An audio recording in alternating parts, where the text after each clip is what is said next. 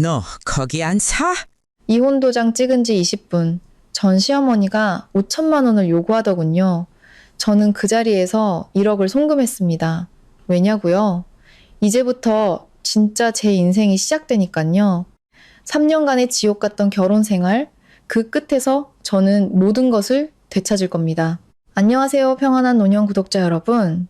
오늘 여러분께 들려드릴 이야기는 한 여성의 처절한 복수와 진정한 행복을 찾아가는 여정입니다. 이야기가 마음에 드신다면 구독과 좋아요로 저희 채널에 큰 힘이 되어주시길 바랍니다. 법원 복도를 나서는 등 뒤로 문이 닫혔습니다. 손에 들린 이혼 서류를 보는데 슬프기보다 오히려 가벼운 해방감이 느껴졌습니다.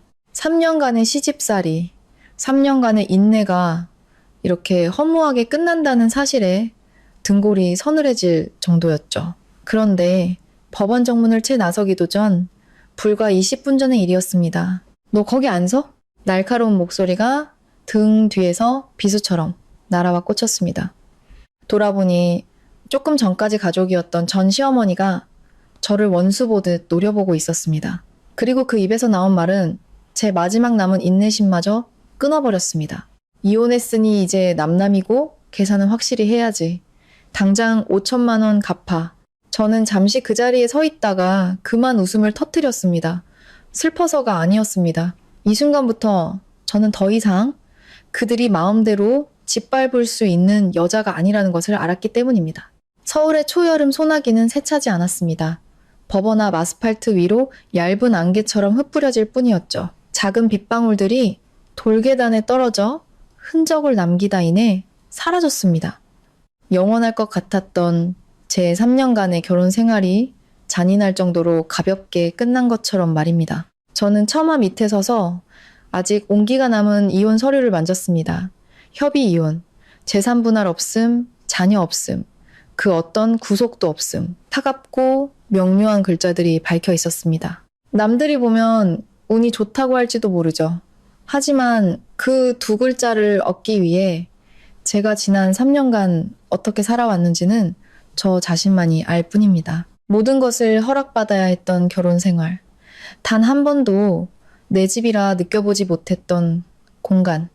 밥 한 끼를 먹어도 요리 솜씨부터 말투, 심지어 숨쉬는 방식까지 평가받아야 했던 가족. 특히 전 시어머니는 늘 저를 보며 혀를 찼습니다. 마치 큰맘 먹고 산 물건에 하자가 있는 걸 발견한 사람처럼요. 요즘 것들은 얼굴만 반반하지 할 줄 아는 게 없어. 우리 집안이 돈이 없냐? 싹싹한 며느리가 없지. 내 아들 아니었으면 네가 뭘 했겠니? 지난 3년간 하루도 빠짐없이 들었던 말들입니다.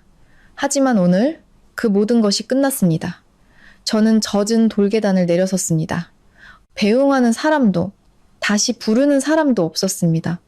평생 지켜주겠다던 전 남편 박민주는 재판이 끝나자마자 뒤도 돌아보지 않고 사라졌습니다.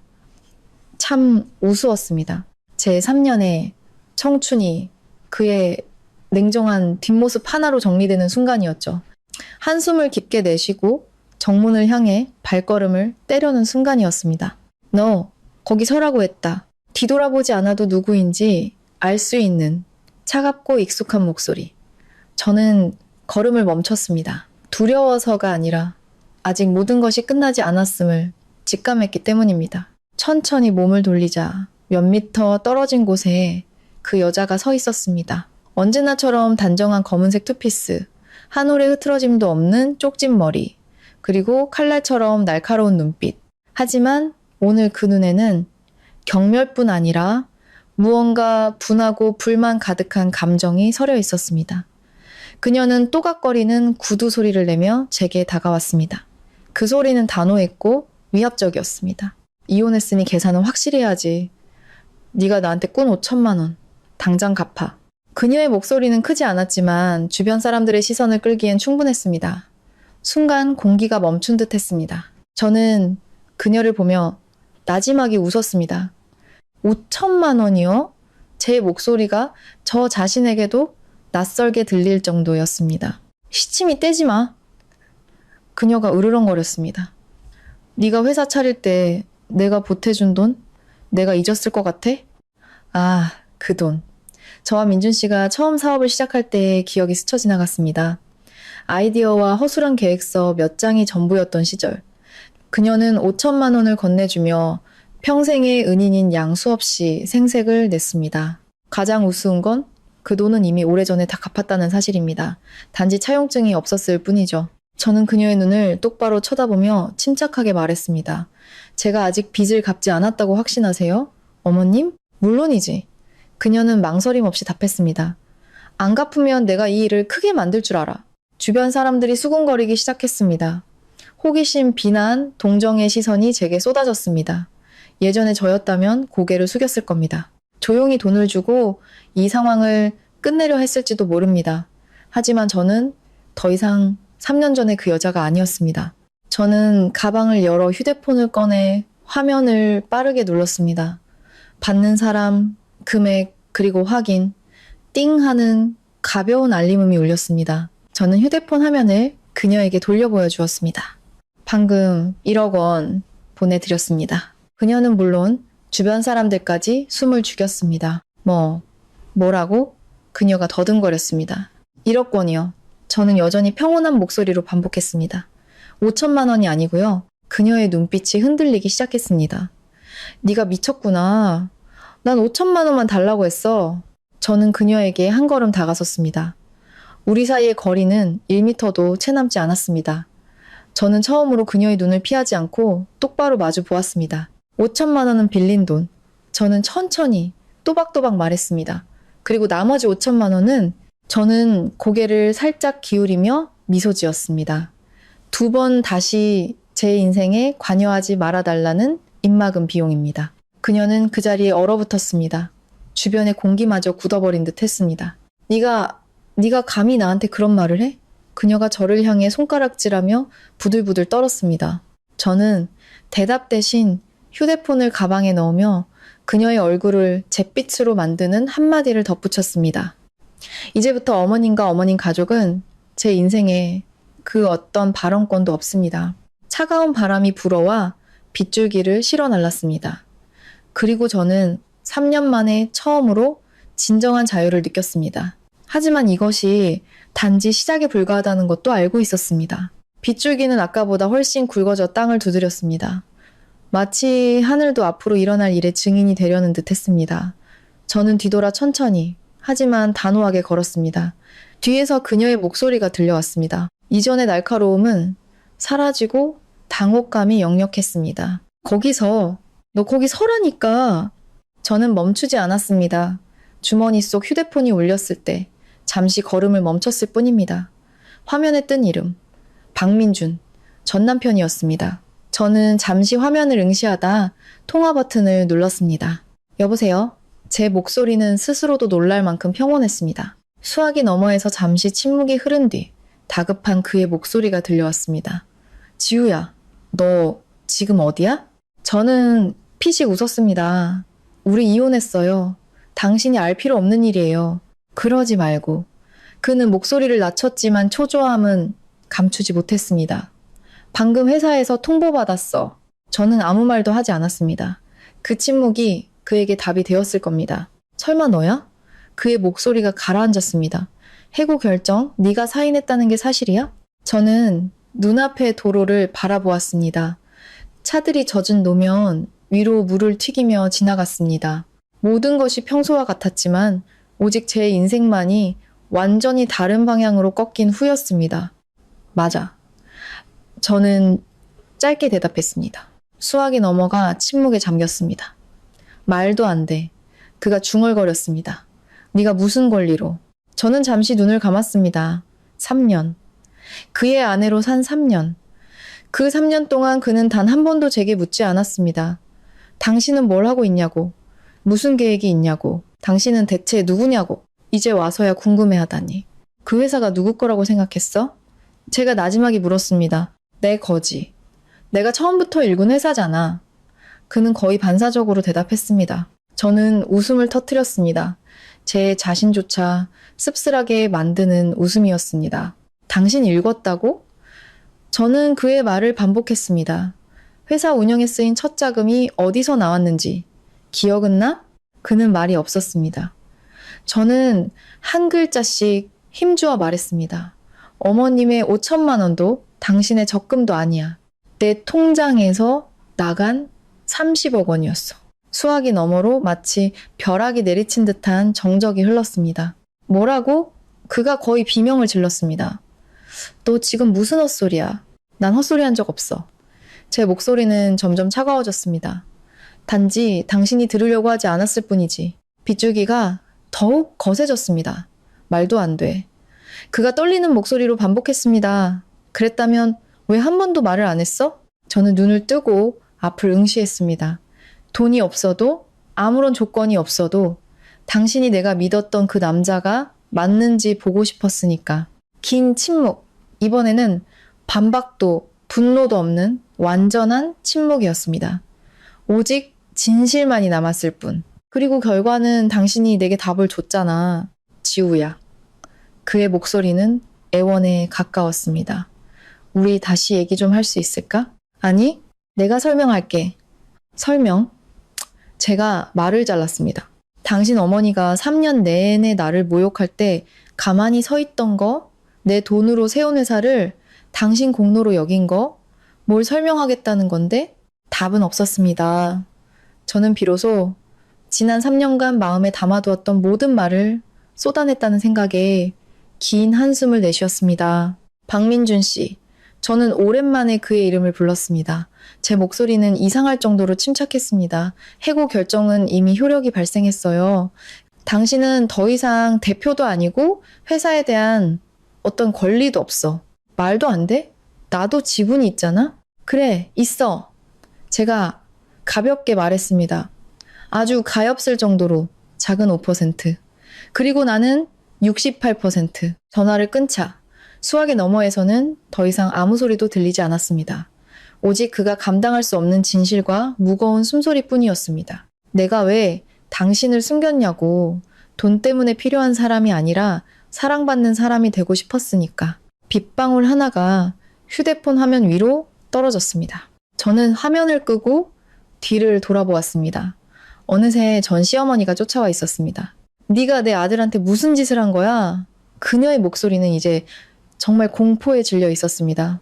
저는 뒤돌아서지 않은 채 그녀가 똑똑히 들을 수 있도록 한마디만 남겼습니다.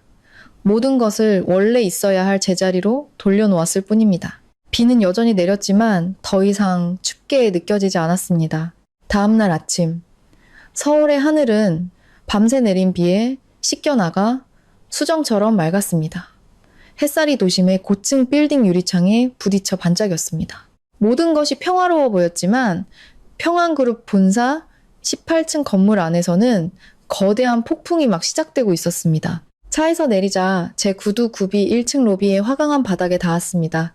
몸에 딱 맞는 하얀색 정장, 뒤로 단정하게 묶은 머리, 제 걸음걸이는 망설임이 없었습니다. 안내 데스크 직원이 저를 보고 벌떡 일어섰습니다. 서지우 회장님. 저는 가볍게 고개를 끄덕였습니다. 이곳에서 저는 단 한 번도 대표의 아내인 적이 없었습니다. 늘 뒤에 서 있는 사람이었죠. 그리고 오늘 저는 빗속으로 걸어 나왔습니다. 로비에 들어서자마자 분위기가 심상치 않다는 것을 깨달았습니다. 소란스러운 소리, 다투는 소리, 그리고 익숙한 목소리. 그 서지우라는 애 당장 나오라고 해? 걔가 뭔데 내 아들을 잘라? 저는 걸음을 멈추고 입꼬리를 살짝 올렸습니다. 생각보다 빨랐습니다. 접객 공간 한가운데에 전 시어머니가 허리에 손을 얹고 쩌렁쩌렁 소리를 지르고 있었습니다. 그 옆에는 창백한 얼굴이지만 분노로 가득 찬 눈의 전 남편 박민준이 서 있었습니다. 그리고 마치 약속이라도 한 듯 몇몇 친척들까지 총출동해 있었습니다. 직원들은 어쩔 줄 몰라 하며 멀찍이 서 있을 뿐이었습니다. 우습고도 비참한 광경이었죠. 저는 그들을 향해 걸어갔습니다. 또각, 또각, 또각. 제 구두 소리에 소란스럽던 공간의 모든 시선이 제게로 향했습니다. 전 시어머니가 저를 가장 먼저 발견하고 손가락질했습니다. 저기 온다! 잘 왔어! 그녀가 분노의 찬 목소리로 제 앞을 막아섰습니다. 네가 뭔데 감히 내 아들을 해고해? 설명해봐. 저는 피하지 않고 화내지도 않고 그저 낯선 사람을 보듯 그녀를 바라보았습니다. 소유주의 권한으로요. 저는 짧게 대답했습니다. 뭐라고? 그녀가 고함을 질렀습니다. 저는 안내 데스크를 향해 말했습니다. 법무팀장님 좀 내려오시라고 하세요. 몇 분 후 중년의 남성이 서류 뭉치를 들고 급히 다가왔습니다. 회장님, 부르셨습니까? 공표하세요. 팀장은 서류를 펼쳐들고 명료하고 전문적인 목소리로 말했습니다. 현행 등기부등본 및 주주 명부에 의거하여 첫째, 서지호 회장님은 본사 지분 68%를 소유한 최대 주주입니다. 둘째, 박민준 전 대표는 5%의 지분을 소유하고 있습니다. 셋째, 대표이사 임명 및 해임 권한은 최대 주주에게 있습니다. 팀장은 말을 멈추고 박민준을 똑바로 쳐다보며 말을 맺었습니다. 따라서 박민준 전 대표에 대한 해임 결정은 전적으로 합법입니다. 순간 모든 것이 얼어붙었습니다. 전 시어머니는 그 자리에 못 박힌 듯 서 있었습니다. 아니야. 그럴 리가 없어. 박민준은 주먹을 꽉 쥐었습니다. 지우야, 이건 너무하잖아. 저는 아무런 감정 없이 그를 바라보았습니다. 너무한 게 아니라 당신이 권력을 잃은 현실에 익숙하지 않은 거겠죠. 그는 아무 말도 하지 못했습니다. 저는 관리부장을 향해 물었습니다. 회사 차량은 회수됐나요? 네, 2대는 회수했고 나머지 1대는 자택으로 회수팀을 보냈습니다. 오늘 중으로 반납하라는 통보도 전달했습니다. 저는 고개를 끄덕이고 전 시어머니를 보았습니다. 제가 무엇에 근거했냐고 물으셨죠? 저는 그녀에게 한 걸음씩 다가갔습니다. 제가 다가갈수록 그녀는 뒷걸음질 쳤습니다. 어머님께서 당신 내 가족의 것이라고 생각했던 그 모든 것들이 저는 말을 멈추고 한 글자씩 힘주어 말했습니다. 사실은 단 한 번도 당신들 것이었던 적이 없다는 사실에 근거했습니다. 그녀가 비명을 질렀습니다. 아파트 2채는 내 아들이 산 거야. 저는 피식 웃었습니다. 계약서라도 보여드릴까요? 제 신호에 법무팀장이 다른 서류를 내밀었습니다. 모든 자산이 회사 명의로 되어 있었고 그 회사는 제 통제하에 있었습니다. 저는 그저 제 것을 되찾고 있을 뿐입니다. 끔찍한 침묵. 함께 왔던 친척들조차 서로 눈치를 보며 더 이상 아무도 그녀의 편을 들지 않았습니다. 저는 더 이상 말없이 몸을 돌렸습니다. 보안 팀, 이분들 밖으로 모시세요. 경호원 2명이 다가와 그들을 밖으로 안내했습니다. 전 시어머니는 모든 것을 잃은 사람처럼 텅 빈 눈으로 허공을 응시하고 있었습니다. 저는 엘리베이터에 올랐습니다. 문이 닫히고 거울에 비친 제 모습은 어제의 저와는 다른 더 강하고 냉정한 여성이 되어 있었습니다. 하지만 이 이야기는 아직 끝나지 않았음을 저는 알고 있었습니다. 엘리베이터 문이 닫히자 제 심장 소리가 들릴 만큼 공간이 고요해졌습니다. 18층. 문이 열리자 회색 카펫이 깔린 긴 복도가 나타났습니다. 양옆 통유리 창 너머로 서울 시내가 한눈에 들어왔습니다. 아침 햇살이 모든 것을 차갑고 선명하게 비추고 있었습니다. 복도를 채걷기도 전에 익숙한 저음의 목소리가 들려왔습니다. 드디어 제자리로 돌아왔군. 저는 걸음을 멈췄습니다.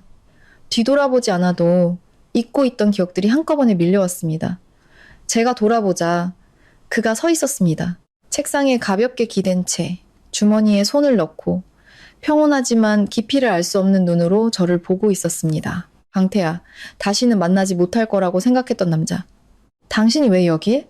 제가 물었습니다. 그는 피식 웃었습니다. 그건 내가 물어야 할 질문 같은데.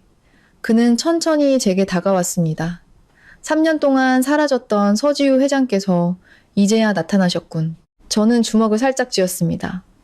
여전히 비꼬는 건 여전하네. 당신도 마찬가지야. 그가 제 머리부터 발끝까지 훑어보았습니다.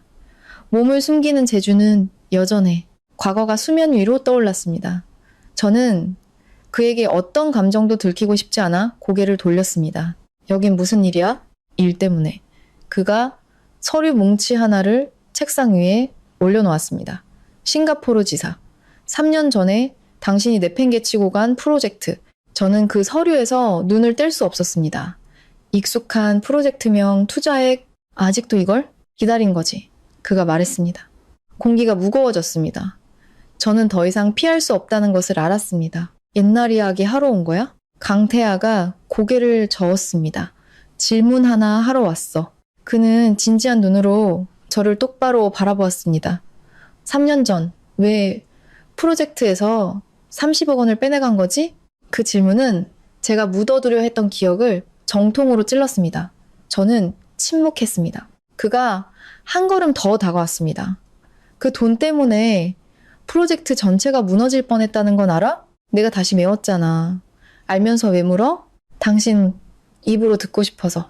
저는 눈을 감았다 떴습니다. 더 이상 피하지 않기로 했습니다. 결혼했었어. 강태하는 아무 말 없이 저를 바라보았습니다. 그 30억 원은 제가 말을 이었습니다. 그 사람과 새로운 삶을 시작하기 위해 썼어. 그럴 가치가 있는 남자였나? 그 질문에 저는 옅은 미소를 지었습니다. 아니, 하지만 그땐 그렇다고 믿고 싶었어. 강태하는 더 묻지 않고 고개를 끄덕였습니다. 그래서 모든 걸 버리고 사라진 거군. 평범한 삶을 원했고 그는 잠시 말을 멈췄습니다. 그래서 얻었나? 침묵. 대답은 너무나 명확했습니다. 당신 변했어. 그가 말했습니다. 좋게. 아니면 나쁘게? 그는 피식 웃었습니다. 더 위험하게. 강태하는 서류를 제 쪽으로 밀었습니다. 이 프로젝트 아직 당신이 필요해. 장담 못해. 서지우. 그가 제 이름을 불렀습니다. 이번에는 도망치지 마. 저는 서류와 글을 번갈아 보았습니다. 3년 전, 저는 아무 설명 없이 떠났습니다. 3년 후 그는 원망 없이 저를 기다리고 있었습니다. 나한테 화 안 났어? 제가 물었습니다. 났었지. 그가 솔직하게 말했습니다. 하지만 이해했어. 창밖의 햇살이 더욱 강렬해졌습니다. 새로운 시작일 수도 혹은 또 다른 폭풍의 전조일 수도 있었습니다. 저는 서류 위에 손을 올렸습니다. 이번 결정은 더 이상 한 번의 결혼 생활에만 영향을 미치지 않을 것이란 걸 저는 알고 있었습니다. 18층 회장실의 정적은 문이 거칠게 열리는 소리와 함께 깨졌습니다. 돌아보지 않아도 누구인지 알 수 있었습니다. 서지우, 박민준이었습니다. 구겨진 셔츠, 삐뚤어진 넥타이. 그는 분노와 절망이 뒤섞인 눈으로 저와 강태하를 번갈아 보았습니다. 당신은 누구야? 강태하는 대답 없이 팔짱을 낀 채 마치 연극을 구경하듯 그를 바라볼 뿐이었습니다. 설명해봐, 서지우. 당신이랑 저 남자는 무슨 관계야? 제가 입을 열기도 전에 강태하가 먼저 말했습니다. 파트너. 그리고 저 여자에게 버림받았던 사람이기도 하고. 박민주는 충격받은 얼굴로 저를 보았습니다. 버림받아? 이게 다 무슨 소리야? 저는 더 이상 숨지 않았습니다. 당신과 결혼하기 전에 저 사람과 함께 프로젝트를 하고 있었어. 그래서 저 자식을 버리고 나를 택했다? 다른 삶을 선택한 거지. 아니, 어쩌면 더 통제하기 쉬운 남자를 고른 건가? 강태하가 비꼬는 투로 말했습니다. 박민준이 그에게 윽박질렀습니다. 닥쳐! 이건 우리 얘기야. 더 이상 우리는 없어. 제가 그들의 대화를 잘랐습니다. 뭐라고? 우린 이혼했어. 당신은 이제 내 인생에 아무 상관없는 사람이야. 그는 절망적인 표정으로 실수했습니다. 네가 이긴 것 같아? 68% 지분만 있으면 다 될 줄 알아? 이 회사에 다른 투자자도 있다는 걸 잊었어? 그는 낮은 목소리로 말했습니다. 내 지분 5% 팔았어. 강태하의 표정이 굳어졌습니다. 누구에게 팔았지? 박민주는 대답 대신 기묘한 미소를 지으며 말했습니다. 아주. 당신을 만나고 싶어하는 사람에게. 그때 회장실 문이 다시 열리고 한 여자가 들어섰습니다. 몸에 붙는 원피스, 날카로운 눈빛. 저는 그 여자를 보고 심장이 멈추는 것 같았습니다. 오랜만이네, 서지우. 그녀가 미소 지었습니다. 아니, 언니라고 불러야 하나? 제 목소리가 얼음장처럼 차가워졌습니다. 서연이, 제 이복동생. 몇 년 전 가족에게서 사라졌던 그녀가 지금 회사의 새로운 주주 자격으로 제 앞에 서 있었습니다. 서연이는 천천히 안으로 들어와 저를 지나쳐 강태하에게 멈춰 섰습니다. 태하 씨는 여전하시네요. 강태하는 대답 대신 경계심 가득한 눈으로 그녀를 바라볼 뿐이었습니다. 모든 것이 분명해졌습니다. 박민준의 5% 지분, 그리고 서연이의 등장. 이것은 우연이 아니었습니다. 새로운 판이 짜인 것입니다. 3년 전, 저는 과거에서 벗어났다고 생각했습니다. 하지만 지금 그 과거가 더욱 날카롭고 위험한 모습으로 제 눈앞에 서 있었습니다. 많이 변했네, 언니. 연희가 말했습니다. 그 남자랑 평생 조용히 살 줄 알았는데 난 처음부터 그곳에 속한 사람이 아니었어. 어머, 그녀가 눈썹을 치켜세웠습니다. 그래서 그 남자랑 결혼하려고 프로젝트에서 30억이나 빼돌렸어? 그 순간 박민준의 얼굴이 굳어졌습니다. 30억이라니 그게 정말이었어? 저는 그를 무시하고 연희를 쏘아보았습니다. 언제부터 날 감시한 거지? 언니가 떠나기 전부터. 그녀가 미소 지었습니다. 완벽하게 숨었다고 생각했어? 원하는 게 뭐야? 내 것을 되찾으러 왔을 뿐이야. 넌 여기에 내 것이라고 할 만한 게 없어. 그럴까? 그녀가 비웃었습니다. 아버지가 누구를 후계자로 선택했는지 잊었어? 그 말은 비수처럼 날아와 꽂혔습니다. 강태하가 의아한 표정으로 물었습니다. 아버지라니? 연희는 저를 보며 차갑게 말했습니다. 설마 태아 씨한테는 우리 가족 얘기도 안 했어? 더 이상 숨길 수 없었습니다. 저는 심호흡을 하고 말했습니다. 우리 아버지가 이 그룹의 창립자셔. 모두가 침묵했습니다. 강태하의 눈빛이 흔들렸습니다. 그래서 당신은 그가 말했습니다. 나는 법적 상속인이야. 하지만 유일한 상속인은 아니지. 틀렸어, 언니. 연희가 가방에서 서류를 꺼내 책상에 던졌습니다. 유언장이야. 아버지는 가장 유능한 자식에게 그룹의 70%를 남긴다고 하셨지. 특정인의 이름을 적진 않으셨어. 언니가 68%를 가진 건 단지 손이 빨랐을 뿐이고. 저는 박민준을 돌아보았습니다. 그의 눈빛이 흔들렸습니다. 언제부터 알고 있었어? 그는 제 질문에 대답하는 대신 고개를 떨구었습니다. 강태하가 나섰습니다. 지금 당신 지분이 얼마나 되지? 현재는 5%. 연희가 미소 지었습니다. 아무것도 하기엔 부족하지만 시작하기엔 충분한 숫자지. 그녀는 제게 가까이 다가와 속삭였습니다. 언니, 난 단번에 이길 생각 없어. 그냥 언니가 가진 모든 걸 천천히 잃게 만들 거야. 저는 처음으로 흔들렸습니다. 이것은 더 이상 회사 싸움이 아닌 지독한 가족 전쟁의 시작이었습니다. 그렇게 두지 않아. 어디 한번 해봐. 연희는 비웃으며 박민준과 함께 회장실을 나갔습니다. 문이 닫히고 강태하가 제게 물었습니다. 괜찮아? 저는 침묵하다가 대답했습니다. 게임은 이제 막 시작됐어. 저는 즉시 현재 주주 명단을 요청했습니다. 저 68%, 서연이 5%, 그리고 기타 소액 주주들이 27%, 연희가 13%만 더 확보하면 상황은 위험해질 수 있었습니다. 이 소액 주주들 중에 매각 가능성이 있는 사람이 있나? 강태하가 한 이름을 가리켰습니다. 김성록 사장. 12%를 가지고 있는데 최근 재정 상황이 좋지 않습니다. 연희는 분명 저 사람을 노릴 거야. 우리가 먼저 만나야 해? 그날 밤 저희는 김 사장을 만났습니다. 하지만 이미 한 발 늦은 후였습니다. 죄송합니다. 방금 다른 분이 다녀가셨습니다. 연희였습니다. 그녀는 제가 제시한 금액보다 더 높은 가격을 불렀다고 했습니다. 저는 가격 경쟁을 하는 대신 다른 제안을 했습니다. 저는 돈이 아닌 미래의 가치를 드리겠습니다. 저희와 함께 하시면 신규 프로젝트의 운영권을 맡겨드리겠습니다. 김 사장의 눈빛이 흔들렸습니다. 사무실로 돌아오는 차 안 강태하가 말했습니다. 그가 우리를 선택할 거라고 장담할 수 없어. 알아? 하지만 난 연희와 같은 방식으로 싸우지 않아. 그때 제 휴대폰으로 낯선 번호의 메시지가 도착했습니다. 체스는 언니만 둘 줄 아는 게 아닐 텐데? 그날 밤 김 사장에게서 연락이 왔습니다. 그는 12%의 지분 전부를 매각하기로 결정했다고 했습니다. 이제 연희의 지분은 17%. 아직 저를 위협할 수준은 아니었지만 전쟁을 시작하기엔 충분했습니다. 저는 다음날 아침 긴급 주주총회를 소집했습니다. 회의실의 공기는 팽팽했습니다.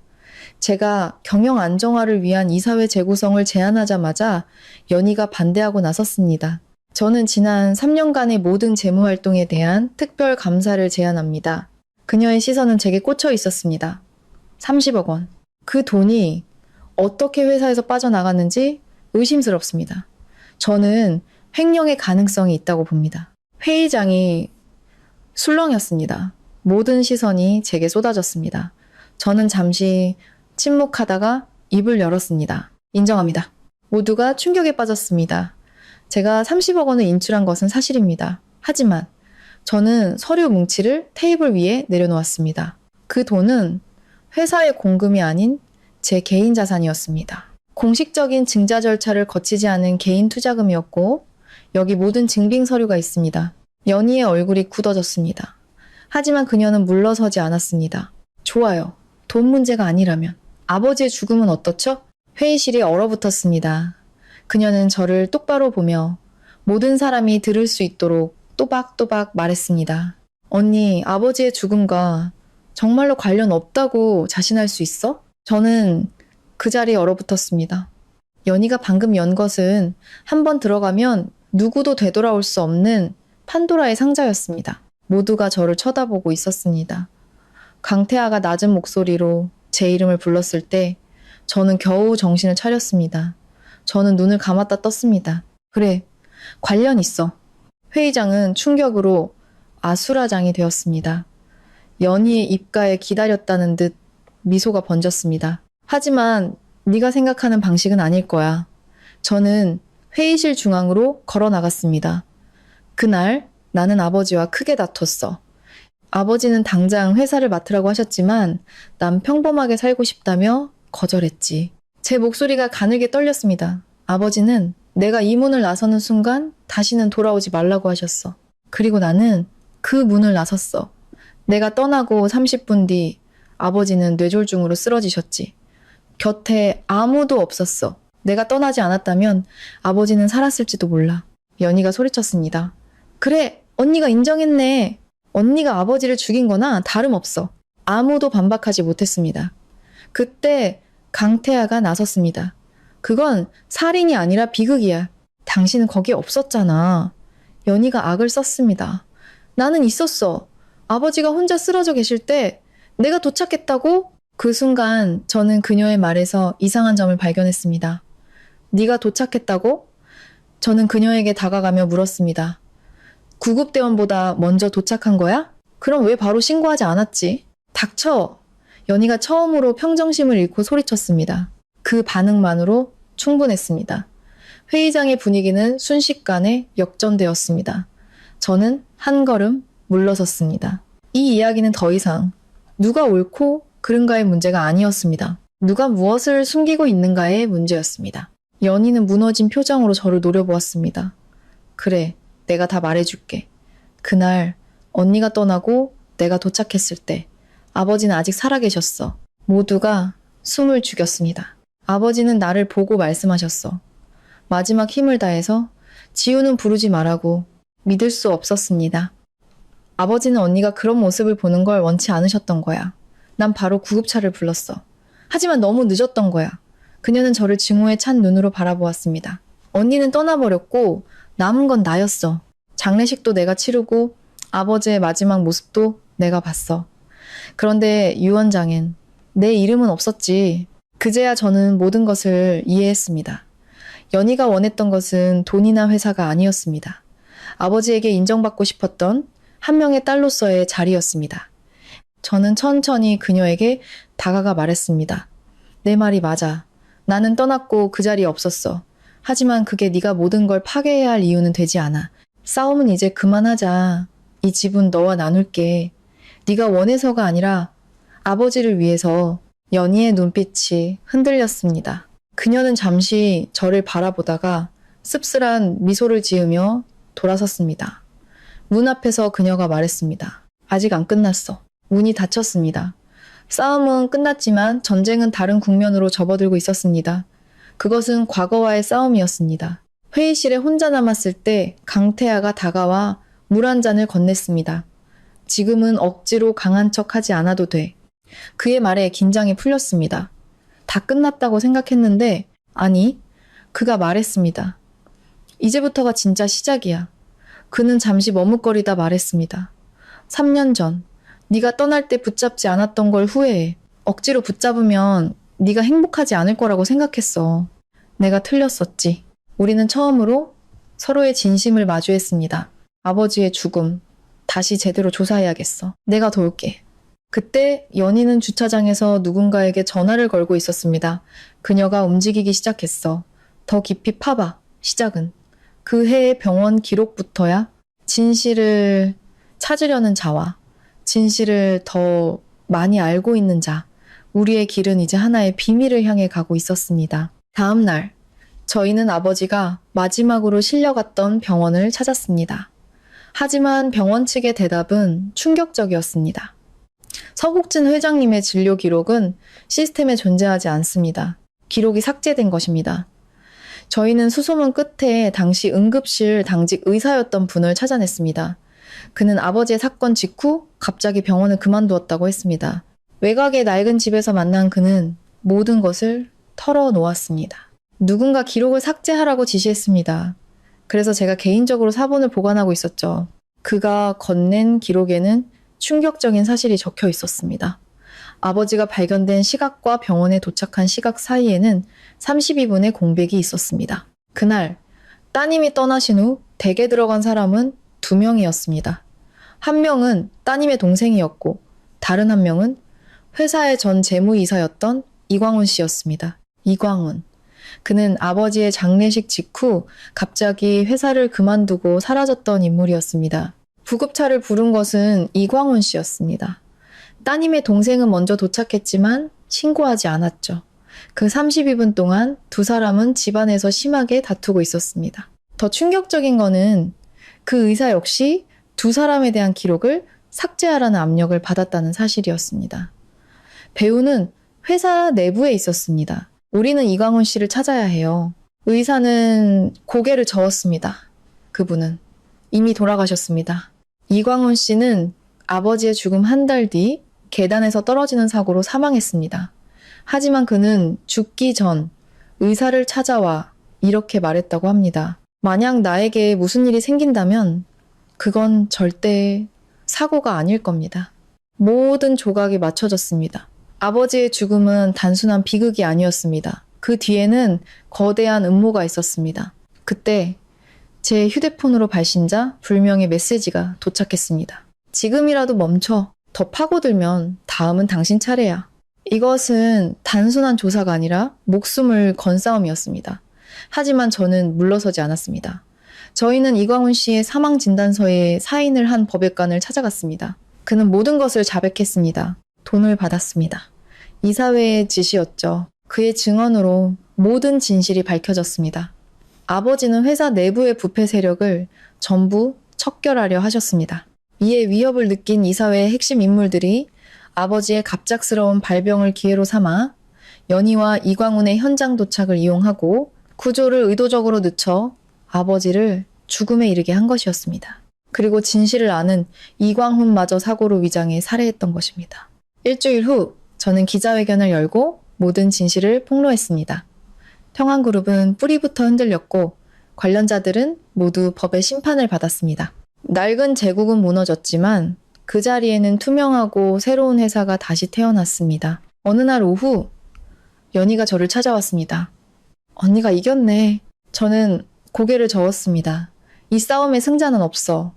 저는 약속대로 회사 지분을 그녀에게 나누어 주었습니다. 왜? 우리는 가족이니까. 연희는 아무 말 없이 서 있다가 조용히 돌아섰습니다. 완전한 용서는 아니었지만 새로운 시작의 가능성이었습니다. 회장실 창가에 서서 서울의 야경을 내려다보았습니다. 강태아가 제 곁에 섰습니다. 이번엔 떠나지 않을 거지? 저는 미소 지었습니다. 이제 더 이상 도망치지 않아.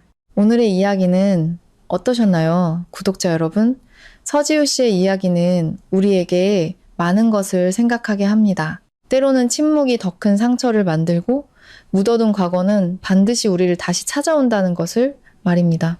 가족이란 핏줄만으로 이루어지는 것이 아니라 서로의 아픔을 이해하고 보듬어줄 때 비로소 완성된다는 것도요.